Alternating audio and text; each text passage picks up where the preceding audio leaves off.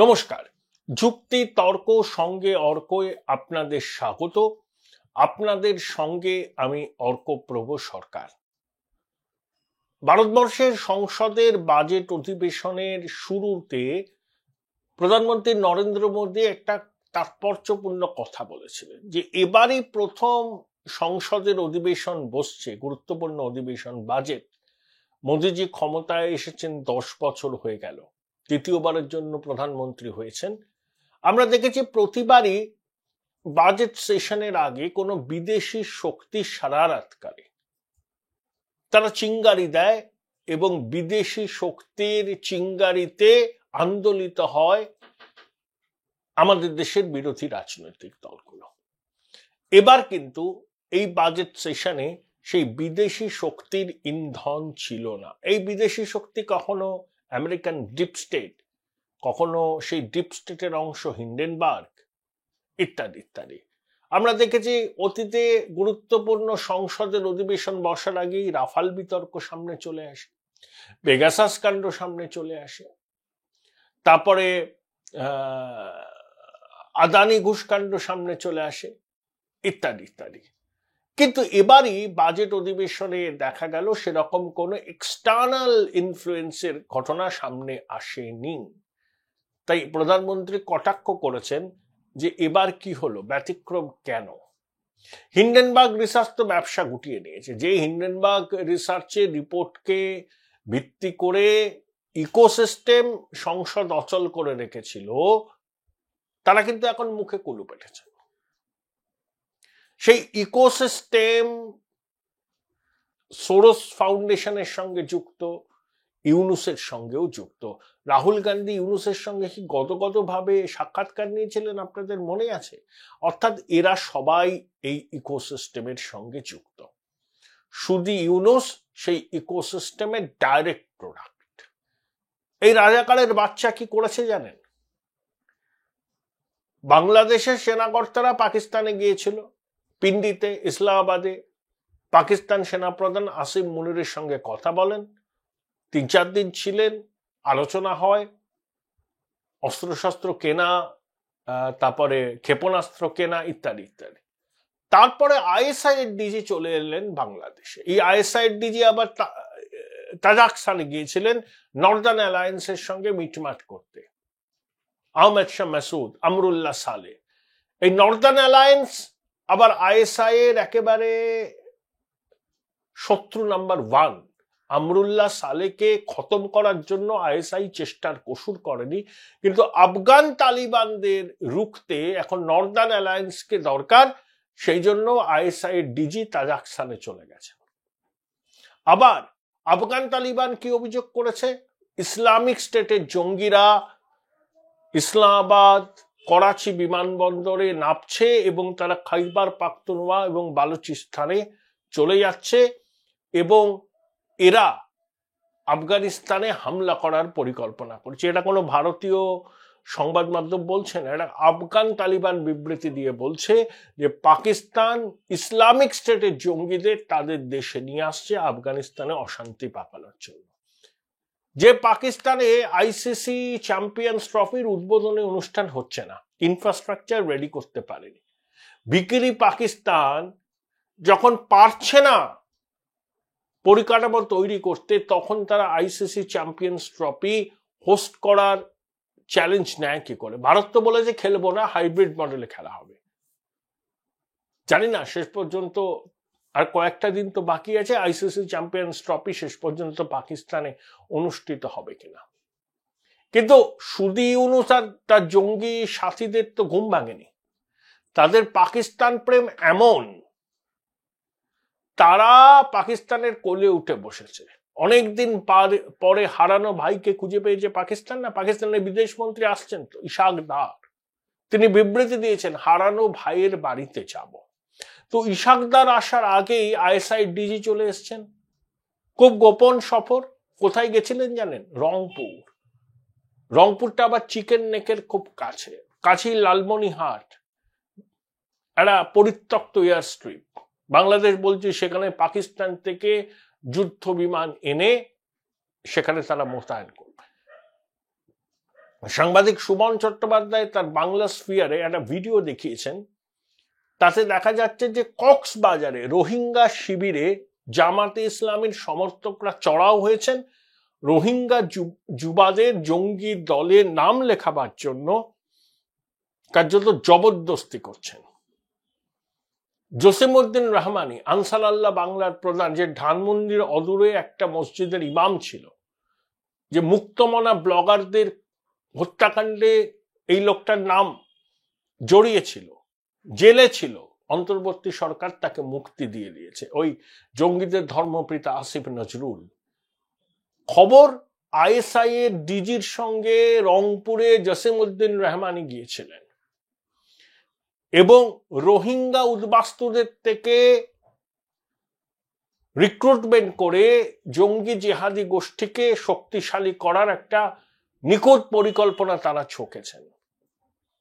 অর্থাৎ আইএসআই এর টার্গেট তো, ওই জঙ্গিদের টার্গেট তো চিকেন নেক। যদি চিকেন নেকে হামলা চালিয়ে ভারতের উত্তর পূর্বে একটা অশান্তি তৈরি করা চায়,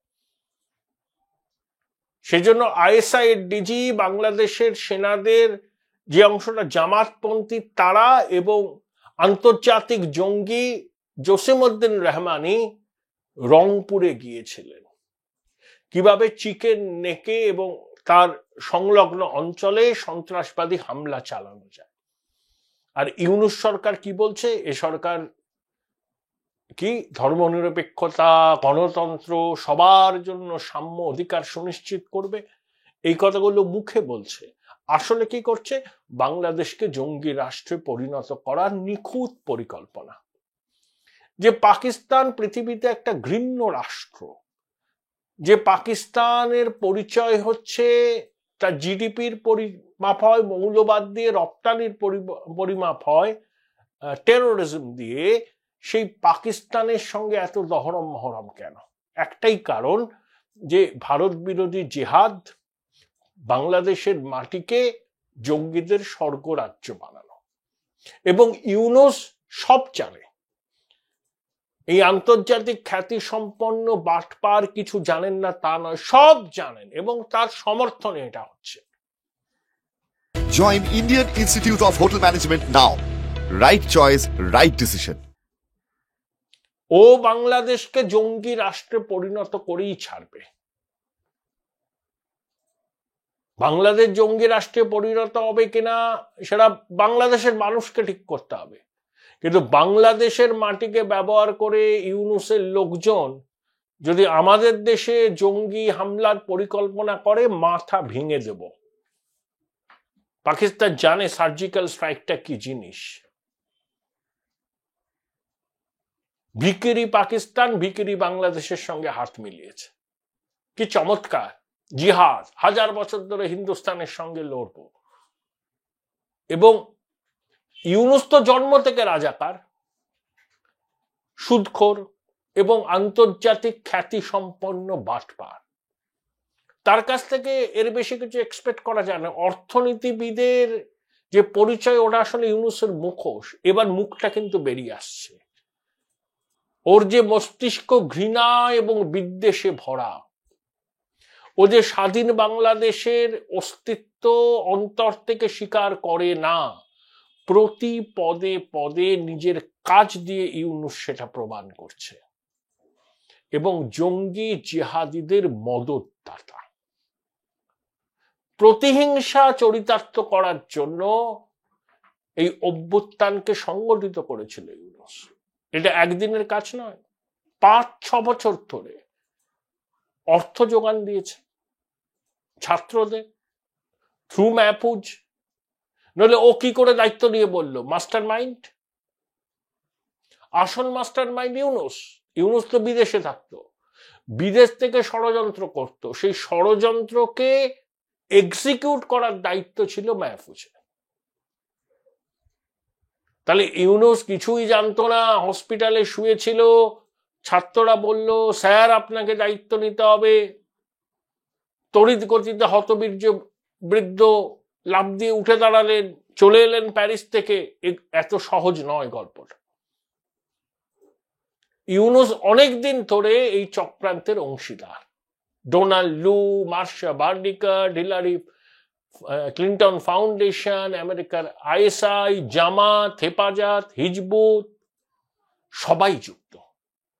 এবং ইউনূস এই চক্রান্তের মাথা।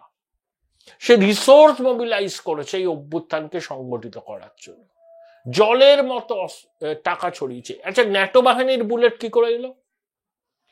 যারা গণ অভ্যুত্থানে নিহত হয়েছেন তাদের শরীরে ন্যাটো বাহিনীর বুলেট। আরে বাংলাদেশের পুলিশ সেনাবাহিনীকে ন্যাটো বাহিনীর বুলেট ব্যবহার করে, তাহলে এলো কোত্থেকে? কারা ফায়ার করলো? এই যে অন্তর্বর্তী সরকারের সাবেক স্বরাষ্ট্র উপদেষ্টা এই সত্যটা সামনে এনেছিলেন, ভদ্রলোককে সরিয়ে দেওয়া হয়েছে দায়িত্ব থেকে, তিনি বস্ত্র মন্ত্রকের উপদেষ্টা আছে। সব কিছু শুধু ইউনূস জানত। এই রাজাকারের বাচ্চা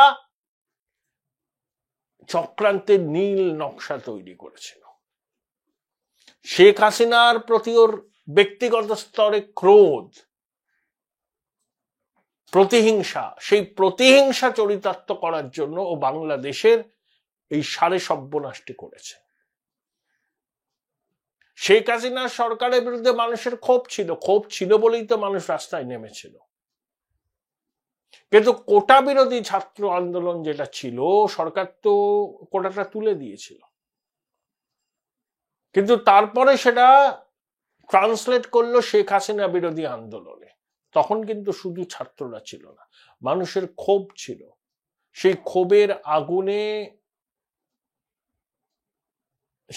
আগুনে মানে সেটাকে আরো ঘি দেওয়া হয়েছে এবং নেপথ্য থেকে পুরো পরিকল্পনাটা রচনা করেছে ইউনূস। ফিনান্সিয়াল সাপোর্টটা ইউনূস দিয়েছে এবং মেটিকিউলাস ডিজাইন, কাকে পয়সা দিতে হবে, কিভাবে অস্ত্র আসবে, কিভাবে সাধারণ বাংলাদেশের মানুষদের খুন করতে হবে এবং খুন করে দোষটা চাপিয়ে দিতে হবে পুলিশের ঘাড়ে, সবকিছু করা হয়েছে। সবকিছু বিনিময়ে জীবনের উপান্তে এসে এই প্রধান উপদেষ্টার এই পদ প্রাপ্তি। যদিও প্রধান উপদেষ্টা বলে কোনো সাংবিধানিক পদ নেই, এটা ওদের সংবিধানের একটা ইন্টারি ম্যানেজমেন্ট। অসাংবিধানিক অনির্বাচিত সরকারের প্রধান উপদেষ্টা ইউনূস। কিন্তু শয়তান ইউনূসের খেলা কিন্তু নোংরা, মানসিকতা নোংরা। ও যতই নিজেকে গণতান্ত্রিক ধর্মনিরপেক্ষ বলে দাবি করুন না কেন, আসলে মাহফুজ সহ জঙ্গি জিহাদিগুলোর মস্তিষ্কে যে ঘৃণা, ওর মস্তিষ্কেও সেই একই ধরনের ঘৃণা। ইউনূস নিজেও রাজাকার, ওর বংশ রাজাকার, এবং ও নিজে একজন মুক্তিযুদ্ধ বিরোধী শক্তি, কালো শক্তি, অপশক্তি। আপনারা জানেন এই কালো শক্তি অপশক্তি কারা, কিন্তু এদের স্থান কি বাংলাদেশে হবে? এদের স্থান হবে আফগানিস্তানে, এদের স্থান হবে সিরিয়ায় এই অপশক্তির, এদের স্থান হবে পাকিস্তানে। বাংলাদেশের মাটিতে বাঙালি এই অপশক্তির উত্থানকে কতদিন টলারেট করবে? ইতিমধ্যে ইউনূস সম্পর্কে তাদের মোহভঙ্গ হয়েছে। সবাই তো বলছেন সমাজ মাধ্যমে, sir you must step down, তল্পা গুটিয়ে বিদায় নিন। অনেক স্বপ্ন দেখিয়েছিলেন, কিছুই পূরণ করতে পারেননি। বাংলাদেশ যা ছিল 5ই আগস্টের আগে, এখন যা আছে সেটা আগের থেকে 3 দশক পিছিয়ে গেছে। 30 বছর লাগবে বাংলাদেশকে আগের অবস্থায় ফিরতে। এর জন্য সম্পূর্ণভাবে দায়ী শুধু ইউনূস, তার জঙ্গি সহযোগীরা। এবং সম্প্রতি আইএসআই এর ডিজিকে রংপুরে নিয়ে গিয়ে জসিমউদ্দিন রহমানের সঙ্গে বৈঠক করে ইউনূস কিন্তু ভারতে সন্ত্রাসী হামলার ছক কষছে। খুব সাবধানে থাকতে হবে, কারণ ও নিজে জঙ্গি জেহাদিদের মেন্টর। ওই এইগুলোকে আশকারা দিচ্ছে, মদত দিচ্ছে, সেনাবাহিনীর একটা অংশ দিচ্ছে। নইলে আইএসআই এর ডিজি চলে গেলেন রংপুরে, লালমনিরহাটে, জসিমউদ্দিন রহমানি রইলেন, সামনেই চিকেন নেক, স্পর্শকাতর জায়গা, ভারতে সন্ত্রাসবাদী হামলার পরিকল্পনা। ইউনূস কিছু জানেন না আমরা বিশ্বাস করব? ও নিজে তো সন্ত্রাসবাদীদের মদত দিয়েছেন এই অভ্যুত্থানকে সংগঠিত করার জন্য। নোংরা চক্রান্ত আবার সামনে আসছে শুধু ইউনূসের। এই চক্রান্তের ব্লু প্রিন্ট আমরা কয়েকদিনের মধ্যেই জানতে পেরে যাব।